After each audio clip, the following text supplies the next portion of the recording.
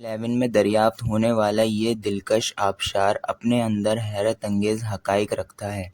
یہ 5 منزلہ سرخ آبشار انٹارکٹیکا کی McMurdo valley, Victoria land, جو کہ ٹیلر گلیشیئر سے آہستہ آہستہ گرتا ہے۔ سائنٹسٹ کے مطابق یہ آبشار تقریباً 2 ملین ایئرز پرانا ہے۔ یہ آبشار چمکدار اور سرخ رنگ کا ہے، اور اس آبشار کی ایک خاص بات یہ ہے کہ یہ اتنا زیادہ سرخ ہے جیسے کٹے ہوئے گلیشیئر سے خون بہہ رہا ہو۔ دکھنے میں یہ آبشار خون کی مانند لگتا ہے، جسے ماہرین ارض نے بلڈ واٹر فال کا نام دیا ہے۔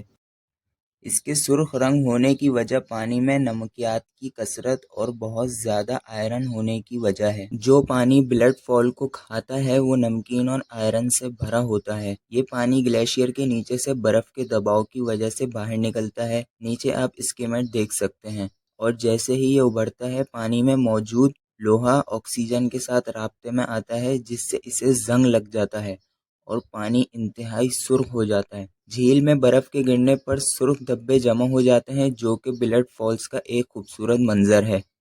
اس بلڈ فال کے سرخ ہونے کی وجہ تو سامنے آ گئی، لیکن اس میں بہت زیادہ نمکیات اور لوہے کی مقدار ہونے کی کیا وجہ ہے، اس میں ماہرین ابھی بھی تحقیق کر رہے ہیں۔